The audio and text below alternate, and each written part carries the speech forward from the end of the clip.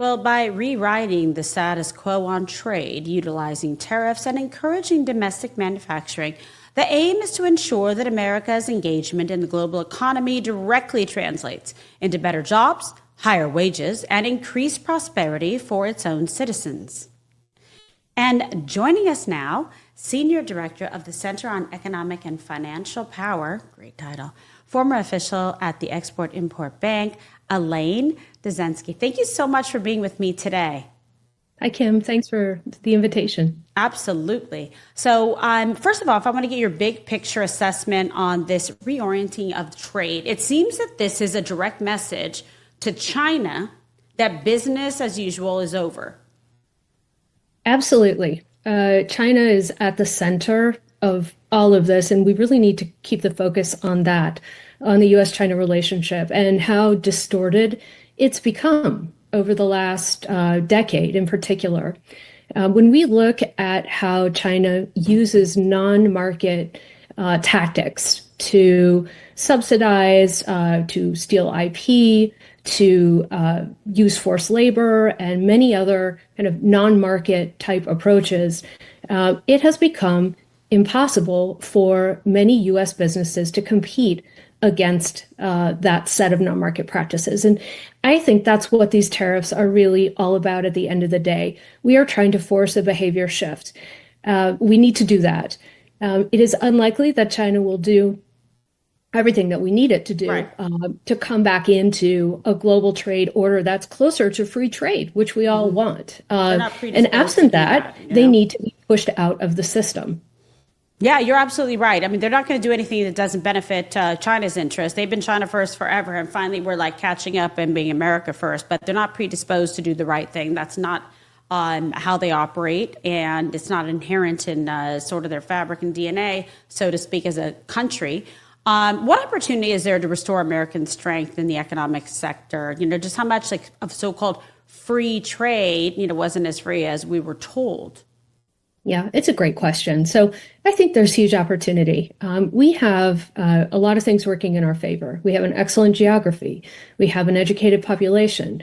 We have a lot of capital. We have a lot of manufacturing. We could have more. We have good relations with a lot of countries around the world. And I know it's a bit of a challenge around the tariff conversation, but we have a core set of working relationships with many countries, which I think will weather through this storm. So we have all the inputs that we need to rethink and, as you said, reorient the trade system for the benefit of more people. And that's what we need to do. I grew up in Michigan, outside of Detroit. Mm-hmm. I know what the auto industry went through in the 80s and even into the 90s. That degradation of our industrial base, that was really, really painful for a lot of people. And that's just one example. We know that story. We shouldn't be repeating these stories. We need to think about the future, what kind of domestic production we want to bring to this country or revitalize here. Maybe we don't need to do it in every industry. It doesn't mean we don't need trade relationships, but for critical manufacturing, for critical minerals, for drones and other pieces of the defense industrial base, these are dependencies that we do not want on a regime that isn't in any way interested in our success. What are some of the examples of America, not being treated fairly or equally as a nation in this global trade framework? Well, that's a very good question. I think we have to look beyond the tariff conversation and go back to what we were talking about with respect to non-market practices. These are the hidden aspects of how countries like China have kind of bobbed and weaved within the global trading order. So kind of professing to be part of the free and open trade system, but working in ways that are actually very counter to the rules that have been established around the global trading regime. And this is where it starts to get really sticky, when the opacity around how goods are made, whether they're using forced labor, for example, become obscured because we don't see into certain supply chains, or we don't uphold the rules that are necessary, right, for transparency, for fair play. And so I think ultimately what we're trying to do is get back to that. It's very difficult to do that without having a reset. So my hope is that, our allies and partners out there, and we still have many, will see this in the vein of resetting the global trading system in a way that's more beneficial for everyone.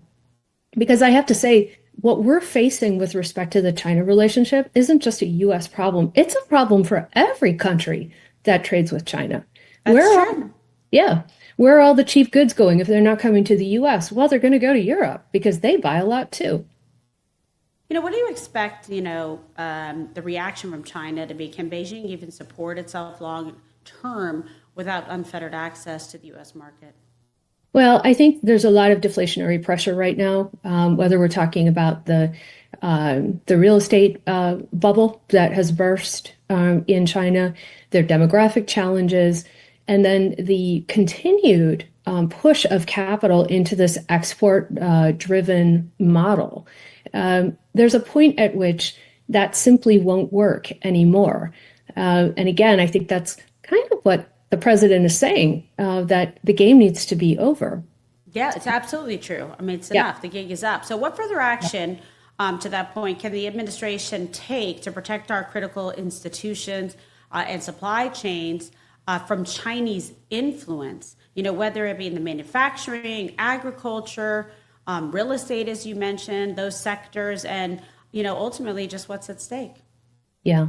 So we do need more transparency around Chinese investment in this country. So you've mentioned a couple of examples. The administration put out a really interesting document a few weeks ago called the America First Investment Policy, and it actually lays out the guardrails around how we're going to be thinking about foreign direct investment coming into the U.S.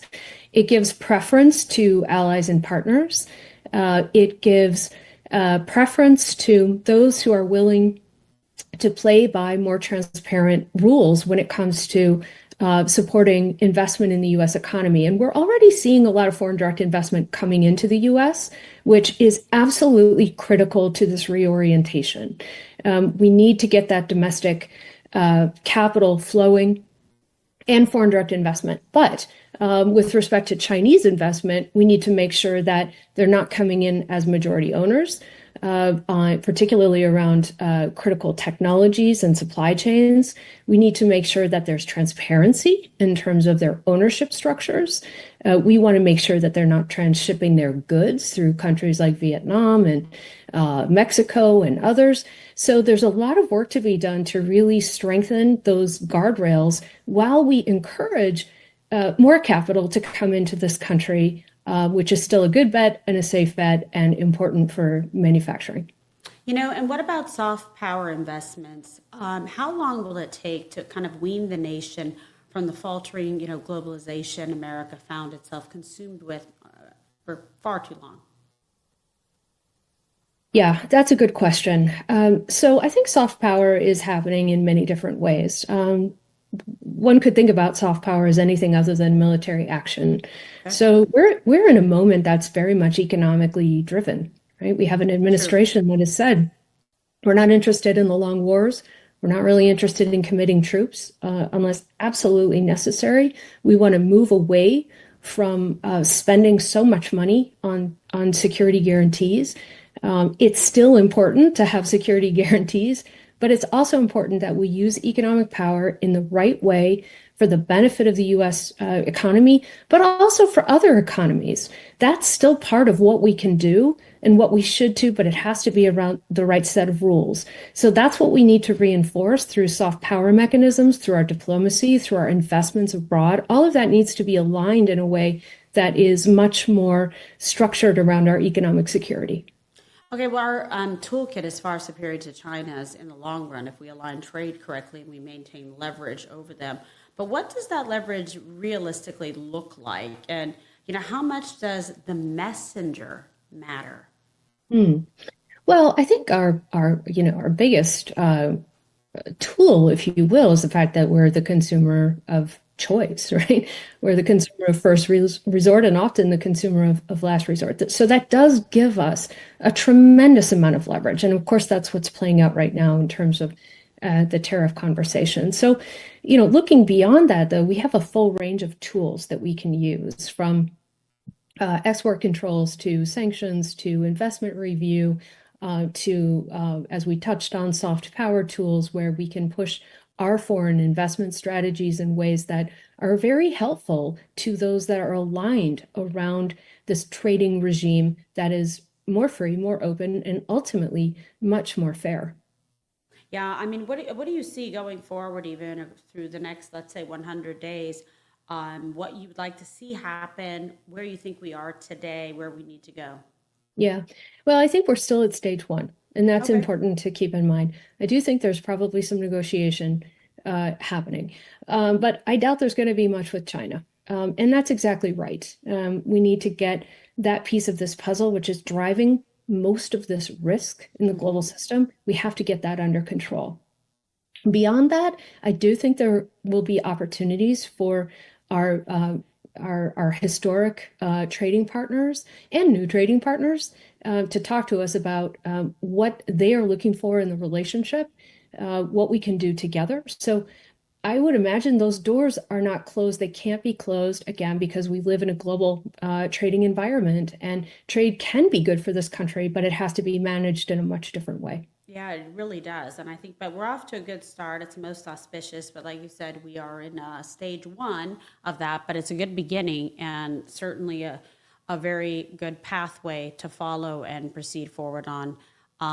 So that's good. And Elaine, we love having you on the show. Thank you so much. We look forward to having you back. Tell people where they can find you, get more information. Well, Dave, thank you very much. But where can they find you, sweetheart? Oh, great. FDD.org. So the Foundation for Defense of Democracies, FDD.org. Thank All you. right, perfect. Well done. Well done. All right.